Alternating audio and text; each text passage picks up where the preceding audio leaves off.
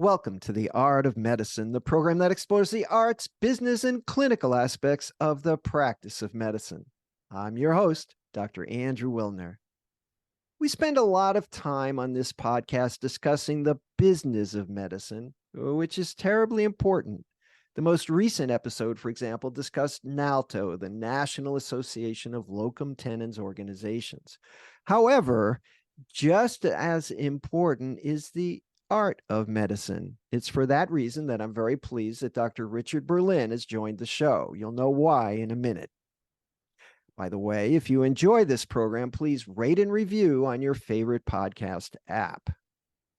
Before we get started, I'd like to thank our sponsor, locumstory.com. Maybe you're curious about locums and how it might fit into your career story. But do you know all the different reasons physicians choose locums and how it works for them? At locumstory.com, you can hear firsthand stories as diverse as physicians themselves. There's not one solution for everyone. The variety of opportunities might surprise you. Locum Story is an unbiased educational resource. It has tools that let you explore trends in your specialty and compare different locums agencies. There's even a simple quiz to see if locums is right for you. Do your own research at locumstory.com. It's easy. And now to my guest, Dr. Richard Berlin, a psychiatrist and poet. Welcome, Dr. Berlin. Hi, thank you for having me. Well, thank you for joining me. You know, you're here because of a whole string of psychiatrists, right? Yeah. One referred to the other and to the other. And I think that says something about me, but I like to have psychiatrists on the program. And I have never, however, had a psychiatrist poet on the program. So why don't you read us a poem? All right. We'll start there. Thank you. Thank you. I'm going to read a poem called A Lobsterman Looks at the Sea. And it was written from a moment on Monhegan Island. I don't know if you know Monhegan Island, but it's a little slab of rock about 12 miles off the coast of Maine. No cars.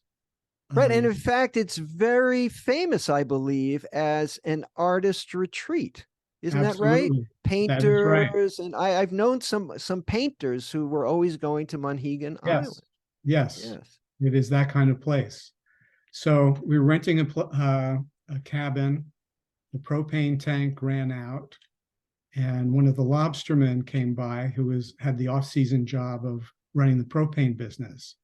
And while he was getting the tank in place, we were looking out at the ocean, and this is the story.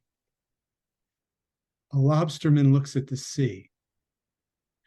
His new hip heeled in. We're working on a bluff, talking doctors and healthcare reform, as we shove a new propane tank into place. A shape on the surface catches his eye. Right whale, he says, but I can only see endless swells rolling in from the east. He points out the gradations of gray and green that mark deep ledge, the tide's shape along the island and rocks, the whales glistening back suddenly in focus. And I react with the same surprise my patients feel when I observe what they can't perceive, a sudden shift in gaze or a crease in a cheek. And I understand how a doctor sees, like a man who has spent 60 years on a lobster boat, watching the world swim fast and shining right before his eyes. Cool. So for me, what I'm seeing is that's just what first you're talking about, no matter how far away you get, you're on Monhegan Island, you got to take a ferry to get there, I'm sure. There's nothing there. There's no electricity. Yet, you still got a guy with a hip replacement. No, wherever I go, right? Exactly. As you say you're a doctor, it's like, well, let me tell you, doctor, about, right? It's about something that happened, that the medical, illness and frailty of the human being is everywhere, no matter how remote you got. So that was my first sort of take on it. Yes. And then I love your, the vision that he can see something that you can't. And, as a neurologist, I'm always looking at patients' eyes. And if the eyes are just a little bit off, that is very, very, either they were born that way or it's something really serious that nobody else may have noticed. So, yeah, the Yes.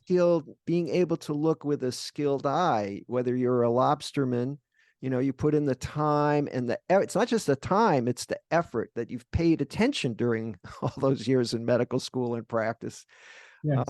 which leads to your role as a psychiatrist. And I've always loved the term active listening. Do Yes. you subscribe to that? I do. And I think it's also portrayed in that poem. The lobsterman is actually looking for something. He's not like me looking out at the sea and just seeing the waves and not making any sense of it, just looking at the beauty of it. But he's noticing, he's looking for something. It's very active as he looks, and he sees the whale that I can't see. Just like you might notice something about a patient's eyes or gait or whatever else that calls your attention to it. Because you know what to look for. You know what to look for. Yes, well, that's what all the training is about. You're not just sitting there, right, half asleep at your desk while your patients ramble on, right? Right. Right. Hopefully not. Although it might look that way to an Uh, untrained observer. yes. All right. So, first of all, let's talk about psychiatry. Are you practicing psychiatry now? No, I retired from active practice about a year ago. And did you have a specialty at that time, a particular type of problem or a particular type of patient? Um, my The short answer is I had a variety of patients. Um, I was a consultant for a school that was specialized in kids with autism spectrum disorders. I also worked at another residential program for kids that, when I was growing up, we would have thought of as juvenile delinquents. And then I had a office practice seeing, a broad range of people, but people who could benefit from a combination of psychotherapy plus medication treatment. Wow, that's so you were a pediatric psychiatrist, right? Uh, Only more adolescent and Adolescent, yeah, okay. and only by necessity in the community. Something that I wasn't particularly trained for in residency. I didn't do a fellowship, but the need was so great. I figured I could go down to, kids 12, 13, 14, and it worked out well. All right. And what about your training as a poet? How did that happen? My training as a poet, I would say my training began when my parents got this set of books called Colorcraft. And it was like an encyclopedia of stuff, but one whole volume was poetry. And I remember The Highwayman. The moon was a torrent of darkness over the cloud, one of those amazing old poems. And that really hooked me. And I continued to be interested in poetry when my 10th grade English teacher, Miss Athey, began our poetry section of her English course. I'm still in touch with her. And there were also the singer-songwriters of the late 60s, early 70s, Dylan, Paul Simon, Joni Mitchell, that crew. I never thought about being a poet. I fantasized about being a musician, but I didn't play an instrument. And it wasn't really until midlife when I was making up children's stories with my daughter, who was 8 or 9 years old at the time. And I had a friend, Nora, who asked me one day, said, Richard, what are you doing? How's your daughter? What's going on? I said, oh, I've been making up children's stories with her. And Nora said, oh, so you're a writer. And she invited me to join this writing group she was in, which I did. And it turned out that most of the people in the writing group were poets. And all of a sudden, I was exposed to contemporary American poetry. And it just caught me and I flew. It sounds to me like you were a poet before you knew it. Yeah, my friends say, "Oh yeah, of course that's what you did." Right. I couldn't see it at all, but yes. So you were born into it. Are now you mentioned your parents bought you these big books. Were either of them writers? Not even close. Not even Okay, close. My father ran a manufacturing business. My mother was at home for a lot of the time and then became a elementary school teacher. interesting. Yeah, Now, while you were in practice, you were also writing poetry. Did those two activities, did you view them as joined or independent, or how did you find yeah. time? What about Hmm. that topic? Never enough time, but I took a kind of Stephen King blue collar approach to writing, which is try to read a lot, try to write a lot. And this similarity between poetry and the practice of medicine. I'd like to read you a quote from Pablo Neruda. And this is Neruda's description of poetry.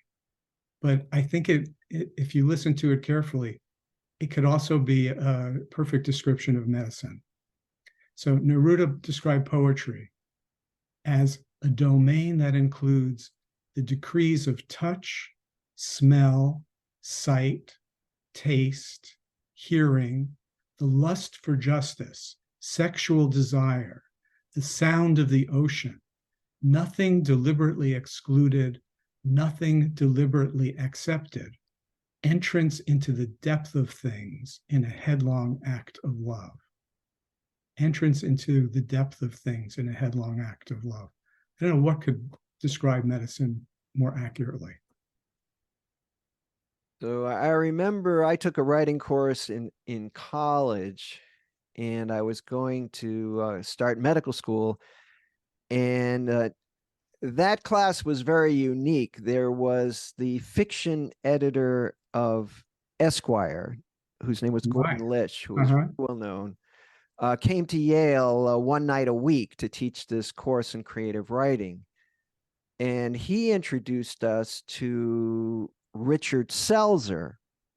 It's a name you Mm-hmm. probably know, who Yes. Yeah. was really one of the first well published physician writers, surgeon, very kind of a psychiatrist kind of guy, very introspective guy for a Yeah. surgeon. And he wrote a number of short stories that were published. He wrote his autobiography called Down with Troy. And I got to meet him. Mm-hmm. And I remember that his advice when I told him I was going to start medical school, he said, throw yourself into it. Mm. That was his advice. And it seemed strange at the time. You know, I was like 22 years old. I didn't really know what he was Right. talking about. Right. But I've thought about that often, and I think he was right Uh-huh. that Uh-huh.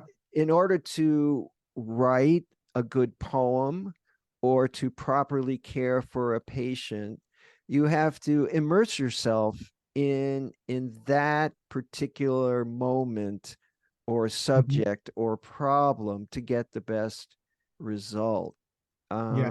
So I think it was good advice. And of course, I read probably all of his writings, and they're Yes. very, Me very too. Me too. strange. Right. You know him, right? You know Oh who I'm yeah. talking Yeah. about. And I would Yeah. recommend Richard Selzer's books to anyone interested in sort of the art of medicine, for sure. He was very not afraid to sort of launch into topics that were a little bit taboo, certainly at the time, and not necessarily self humble brags. Mm-hmm. These were topics where he didn't always emerge from the story as a hero. Mm-hmm. Yeah. So they were quite honest, Mm-hmm. I think, and I guess, and that's what you try and do in your poetry, right? Absolutely. Absolutely. Um, I'm just remembering Richard Selzer when I met him. I only met him at a reading he did. And my biggest surprise when I met him was in my mind, he was about 15 feet tall. and 20 feet wide. And when I met him, he didn't fit that description, but his voice was always such a powerful voice. And yeah, I would say that deep in the background of my writing, he was one of the people who said, a doctor can be a writer. Yes, Right? That was possible. but not easy. Definitely not easy. The issue of patient confidentiality comes up with HIPAA. Yeah, How do you deal with that? it's a good question. When I first started writing, so let's say we're 25 years ago, I don't think that HIPAA had started, but confidentiality was still, it was an issue. And there were probably some times that I was a little bit too concrete in my wish to write accurately in a poem, to the point that I revealed too much about a patient that could identify them. I think I made that mistake. But as I learned more and I became a little bit more sophisticated and HIPAA came into place, I became an adherent of another poet who said, a poet is someone with a gift for lying who cherishes the truth. Denise Levertov. Yeah, I like that. I like that. Yeah. So I've learned over time to make things up. If the sky doesn't have to be blue, I can make it green. The patient I'm talking about doesn't have to be a woman. I could make her a man. I can change all of the other details. So I can still get to the point I want to make, but do it through, how should we say, camouflage, disguise, distraction, and not have to say it. Andrew is wearing a red shirt when I met him. Doesn't matter. Right. Lying in the service of truth. Yes, lying in the service of truth. Well said. Yeah, well, I think so. And I had a similar experience when I started writing. HIPAA didn't exist, and you want to be honest and really, honest to the patient and put Yes. the details in. On the other hand, you don't want to disclose their identity and embarrass them. So, but there are certainly ways to do that. I know some writers will amalgamate 2 or 3 people, into one Right. story and make it Right. one patient. Yeah. Now, And for me, sometimes, yeah, no, and sometimes I'll read something and make up a story about it. So I saw an article in JAMA on ventriculography, and I wrote a poem then about Takotsubo cardiomyopathy from that, but I made up the characters and the situation and so on and so forth. But I think the poem was true and accurate to those situations where someone has been diagnosed with Takotsubo cardiomyopathy and how that occurs and how that affects them and so on.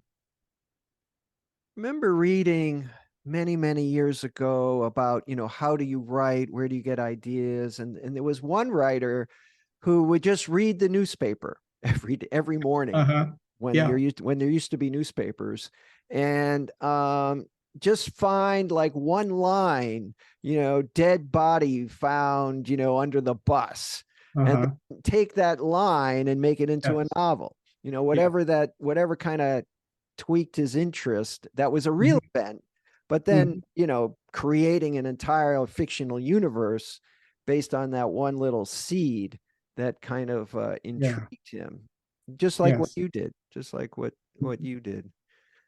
Yeah, I would say over time I have never run out of ideas for poems, which has been good. So inspiration, if you will, hasn't been an issue. But what I've really improved on is revision.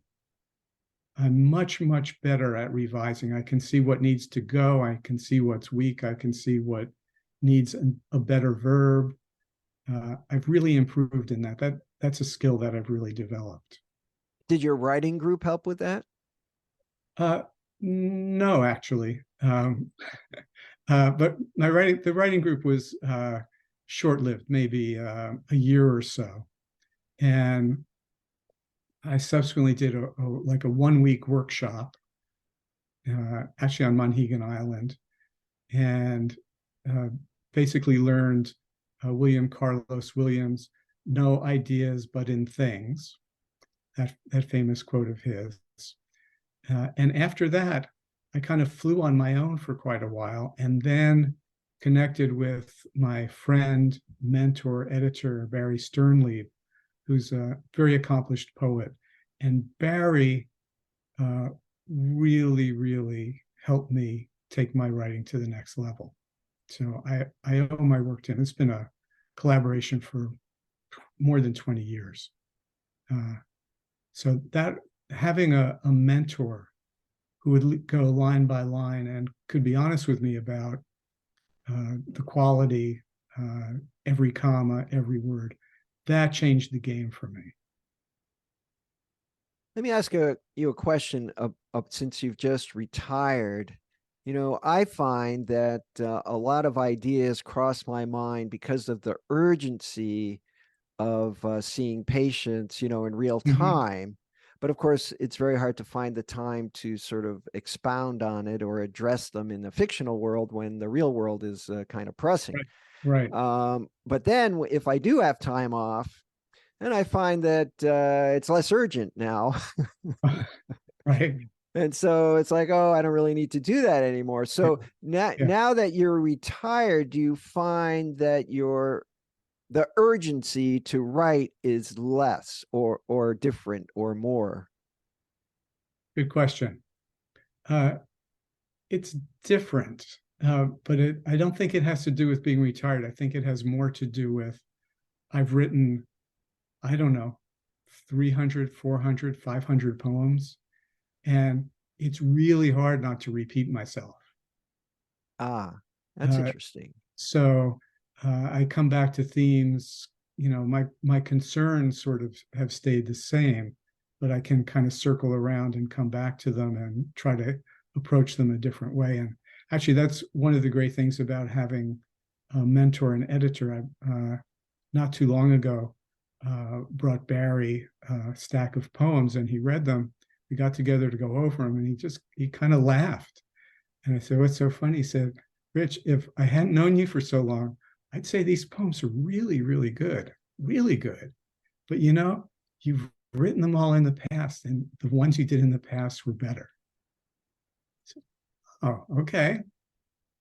And I can hear it from him, which is, I think, one of the most important things.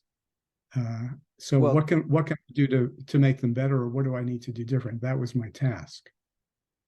So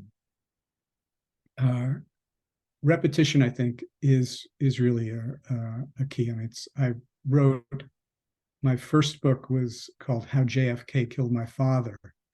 And when I started writing, no matter what I thought I wanted to write about, it would end up becoming a poem about him. I write a poem about a Little League game. It was about my father. I write a poem about walking to school. My father would walk into the poem. And one of the good things about, I think, my psychiatric training, especially psychotherapy training, was I quickly realized that it was important to just go with what was emerging kind of spontaneously, go with the flow sort of thing. So after my first book was published, I was at a party for another writer whose second or third book was being published. And I was talking with him and I said, and oh yeah, he asked me, do you write? And I said, oh yeah, my first book was just published. And he finished the sentence by saying, and it was all about your father. Wow. Yeah. So it's a thing. It's a thing. Was that poetry? Was that a book of poetry? Poetry. Or Yeah. Book of poetry? Yeah. Wow. Yeah. And the title poem, my father owned a factory that manufactured sweatbands. Sweatbands are like leather strips that go inside a man's hat, circle your head, and absorb the sweat. When men wore fedoras and baseball, that was inside. So he had a business manufacturing this, had a factory in New York City, thump, thump, thump, thump, industrial factory with presses and big machines. And when Kennedy became president, the entire hat industry was devastated because Kennedy stopped wearing hats when he did his walk for his inauguration. He famously never wore or issued overcoats, as I recall. Also, he was a tough guy. Yeah. Yeah. So the hat industry, basically, when my father started his business, there were 19 sweatband factories in New York. When my father retired, there were 2. Wow. His was one of the 2. But my father developed all sorts of autoimmune diseases not too long after Kennedy's going hatless and his business really suffering. So not sure how I got started on JFK and how my father, but in terms of themes and yes. And well, doesn't Obama, I read a book about him and his father. One of his biographies has to do a lot with his father, something to my father's this. I guess fathers are important. Yes, they are. Yes, they are. Not that mothers aren't, but they're different. They are different. They're different. That's pretty interesting. Well, I think when you're a psychiatrist, you're always, you don't accept anything at face value, right? I mean, that's the whole point. Is that you have an inner life, and yes, a cigar can be a cigar, right? But it might be something else. So I think it's a very interesting way to look at the world, and obviously requires a lot of training. And I suspect it's difficult to turn it on and off. Is that correct? Yeah, there's no boundary. There's no border between the two. Everyday life and the work. Because I think, there's the big skill, at least for me as a psychiatrist, is listening. And when you listen to people, things flow in very similar ways. Hey, how are you? I'm finding, that expands to something else, like my car broke down today, and what a hassle. And that could lead to, I think I might be losing my job, which can lead to, I'm really anxious about X, Y, and Z. And things, if you listen, things, have their flow, whether they're with your friends, with your family, or with your patients. So I found like very, over time, very blurry boundaries between all of those situations and my skill set. Interesting. I always find it very regrettable that psychiatrists and physicians in general retire. If you think about it, that it's 40 years or 50 years of acquiring skills that really can't be taught. I mean, you can head people. I try and get my residents kind of in the right direction. And I tell them, I can't teach you neurology, in 2 weeks, but I can sort of teach you how to approach the problem. And of course, you need a big database to make sense out of anything. You have to learn the neuroanatomy and neurotransmitter. I mean, you have to know all of that, but that's kind of the easy part. That's just the grunt work, how to approach the problem. And then after 40 years, I mean, one of the reasons I still practice is because I think I'm finally getting good at what I do. It's like taking a really long time. And it's like, gee, it'd be kind of such a shame to sort of quit now, just when I'm getting a handle on it. And there's no way to really efficiently transfer what I've learned to, to the Right. sort of someone else. And then you just Right. retire and die, and everybody starts from scratch. Yes. Exactly. Exactly. Well, I'm with you on what you just said. I would have liked to have continued, but um, I found myself yearning for the days of the soap note, which I always found to be a little bit more like poetry, very condensed, very accurate. Got to get all the important details in there. And about, I guess it was a year or two ago, uh, each of the places I worked was changing to another electronic health record again. So there were two learning curves on that. And then my Blue Cross Blue Shield insurance plans changed their billing program again. So I was looking at three new health record billing plans. And I said, enough. So Love my killed by patients. the bureaucracy. Yeah, I don't want to do that part of it anymore. All right, but okay, so we're going to close now. But before we do, you're going to tell me what's on the calendar for you now that you don't have to deal with all the bureaucracy for Uh-huh. the next 5 years. What's the plan? Can I call my wife? We'd like, hey, She just honey. she make the rules. Well, yeah, but I know you have at least a tentative 5-year plan. Yeah, I do. I do. Well, I'm more involved in poetry land. Uh, uh, continue to write for Psychiatric Times. Have a poem a month at Psychiatric Times, so I continue to do that. And during the pandemic, Psychiatric Times asked me to do a mental health minute, Mm. which is basically 5 minutes of poetry. And that has shifted. We've shifted names since the pandemic is sort of kind of maybe possibly a little bit over. And the series has become Any Good Poem, which the title comes from an American poet, Dorian Lux, who said, any good poem is asking you simply to slow down. So more poetry, more writing. I have a book manuscript I just submitted. I have a collection of poems, new and selected book that I'm waiting to submit.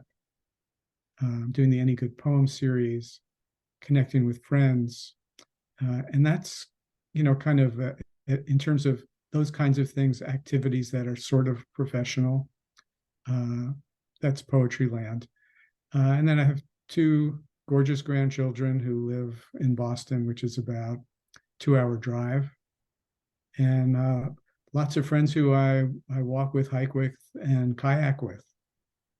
So those are kind of the centerpieces, I guess: writing, family, friends, and being in the outdoors of the Berkshires. A nice shift.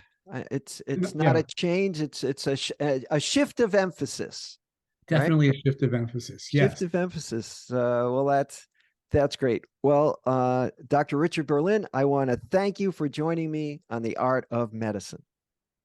Thank you so much for having me. It's great talking to you. Before we close, I'd like to give another thanks to our sponsor, locumstory.com, a resource where providers can get real, unbiased answers about locum tenens. I'm your host, Dr. Andrew Wilner. See you next time.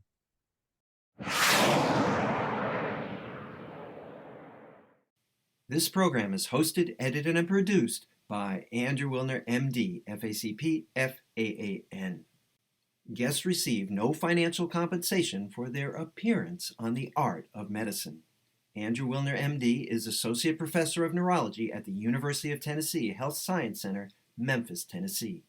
Views, thoughts, and opinions expressed on this program belong solely to Dr. Wilner and his guests and not necessarily to their employers, organizations, or other group or individual.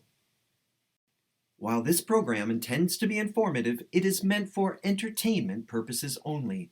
The Art of Medicine does not offer professional financial, legal, or medical advice. Dr. Wilner and his guests assume no responsibility or liability for any damages, financial or otherwise, that arise in connection with consuming this program's content. Thanks for watching. For more episodes of The Art of Medicine, please subscribe. www.andrewwilner.com